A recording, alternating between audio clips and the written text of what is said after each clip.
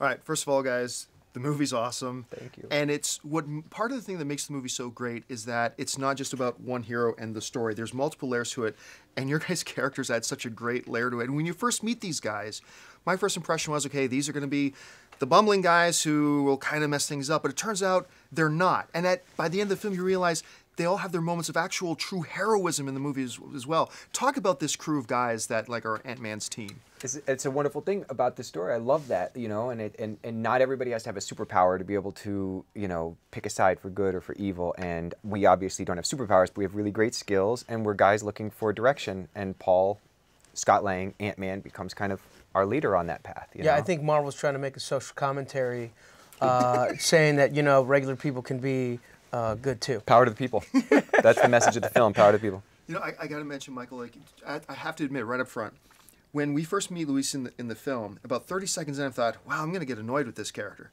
And by the end of the film, I wanted more of him. I just wanted more of this guy who just brought so much to talk to us a little bit about him. Tell us about Luis. Well, basically, he's a real person that I'm emulating. He lives in the south side of Chicago, somewhere around 59th and Holman. I've known that guy for like a long time.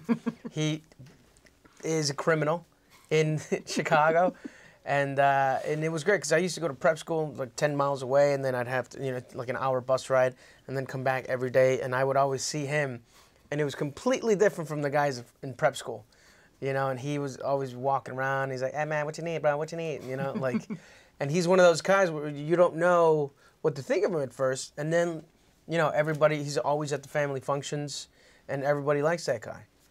So it's I guess it kind of what happened to you.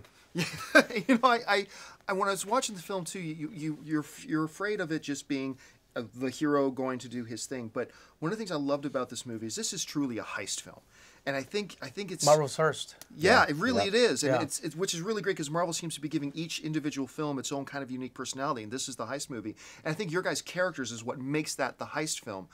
What lies in store? Where are we going to see these guys next moving forward? Are we going to see these guys with Ant-Man moving forward? How do you think this is going to play out? I don't know. I'm hopefully there's a sequel. Hopefully people go out and see it and know that it's a good movie. I was thoroughly impressed with it yesterday.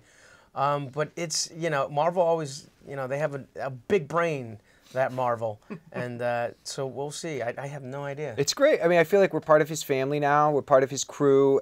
He obviously needs us to be as cool as he's possibly ever going to be. He needs us. We got the looks, obviously. We got the charm, the brains. I mean, we're one of the only people that know he's Ant-Man. Right. Right. That's so important. There's that trust factor. Yes. Yes. Whether I cash out on it or not.